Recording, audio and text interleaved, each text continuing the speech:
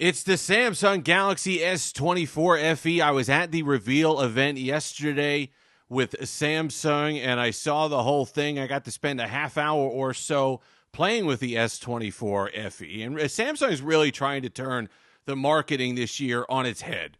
You know, at $650, they're really trying to convince us that it's not an expensive mid-range phone. You really can't think of it that way. You have to think of it as an inexpensive, fully stocked version of Galaxy AI that you get. It's the least expensive version of a phone with Galaxy AI that you could get in the Samsung lineup. And they're really hoping that you buy it. They're really hoping that that's enough to convince you that you should buy the phone. And, of course, I'm less convinced having seen it. Now, link in the description does help the channel. You can pre-order $650. That's the catch. That's a huge catch because you have devices like the OnePlus 12R sitting there waiting to take the Galaxy S24 FE's lunch money.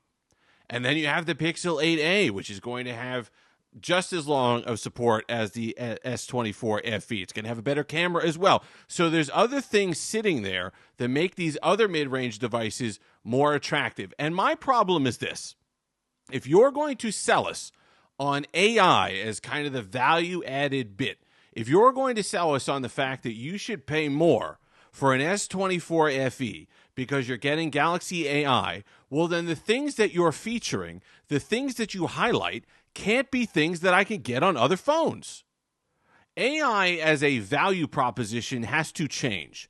If they're going to use it to differentiate products and try to justify early upgrade cycles and try to justify higher prices for phones, then they have to be different from manufacturer to manufacturer. You can't tell me that the S24 FE's got a full slate of Galaxy AI and that one of the things, I think it was like the second slide that they highlight, is Circle to Search. I could get Circle to Search on other phones. They're a heck of a lot cheaper than the S24 FE. That's not a Galaxy exclusive. That's not a reason why you could sit there and charge more for your phone.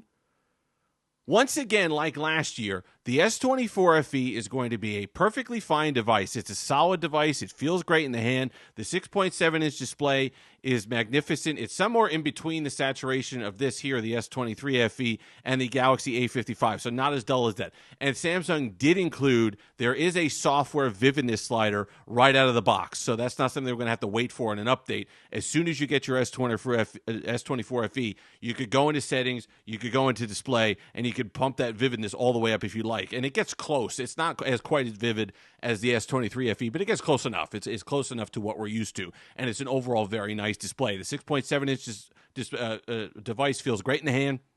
Basically, what Samsung's done is they've flattened out the edges. So it's still aluminum frame, but you've got kind of a flat edge on it. And it cups in the hand nicely. It's still curved a little bit at the corners. It's just an overall nice feeling phone. It feels premium. It's still going to be this design, okay? So it's still going to be the S24 design language that they've had now for a couple years, or actually a few years, and that's fine. It's relatively inoffensive. It's not something, it's not a love it or hate it design. It's just going to be kind of a meh design, but it does feel like a nice phone. The Exynos 2400E felt snappy in my half hour with it, just kind of doing some basic AI stuff, just going through the whole thing. Felt snappy. It was able to do the photo assist. It was able to do the sketch to draw. It was able to do the whatever, their version of Magic Editor where you could circle something and move it and you could hold it. It was able to do that relatively quickly. So I had no problem with the power of the S24 FE. I'm hoping that the increased battery size is something that helps. I'm hoping that it gets better battery life than the S23 FE, which was struggled at about 5.5-6 hours of screen on time, which I kind of bank on the Snapdragon 8 Gen 1 that they put in the S23 FE. You're going to get the Exynos 2400E and a bigger battery with a vapor chamber in the S24 FE. So that should lead to better battery life, which I'm hoping for a similar battery life glow up like we saw in the A55, which can now go 8 hours of screen on time without batting an eye. So I'm hoping for that. That'll add value. So there are lots of things to like about the S24 FE. Hardware-wise, it's very hard to knock. Software-wise, it's hard to knock. It's One UI. You're getting all the updates. You get 7 years or 7 generations, as they said, of software updates, plus your security patches for 7 years. That's pretty darn good. It's just this phone should have been $500.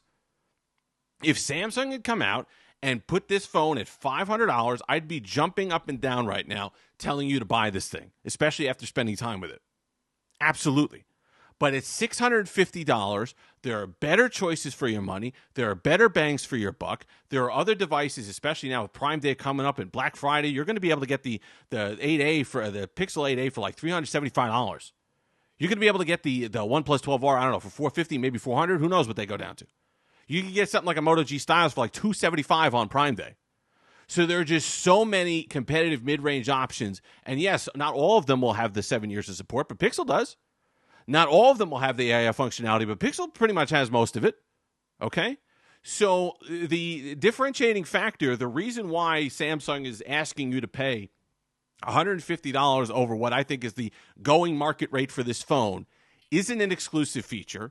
It isn't something you can't get elsewhere, and it's not something that to me is enough to give this and justify this device having that price tag.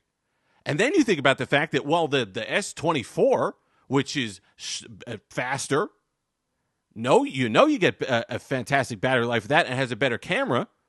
That device is what, $750? So you're talking about a $100 difference when you start doing carrier deals, and you're talking a few dollars a month difference? Doesn't make sense.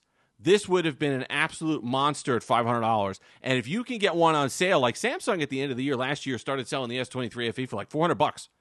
That was a no-brainer.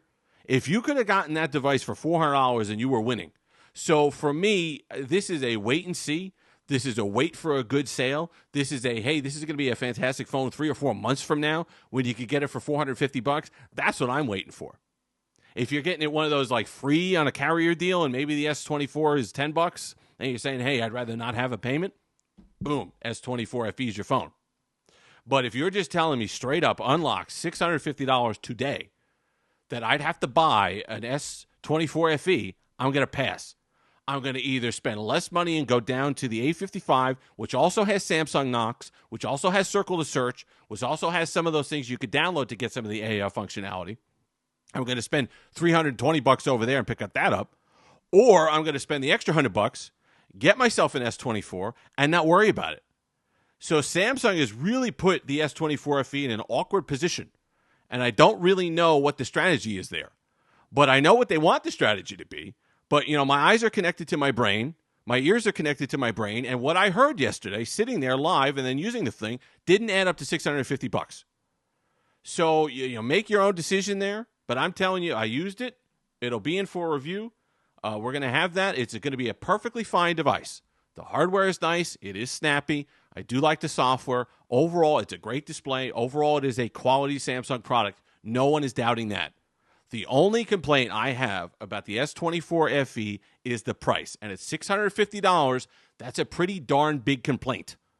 So when you get the price wrong, you're judged in a different category. And Samsung has swung and missed on this one for sure, because it's going to be judged a lot more harshly than it probably deserves. And that's because Samsung did it to themselves by charging $650 for the S24 FE. So like I said, get it on a sale, fantastic.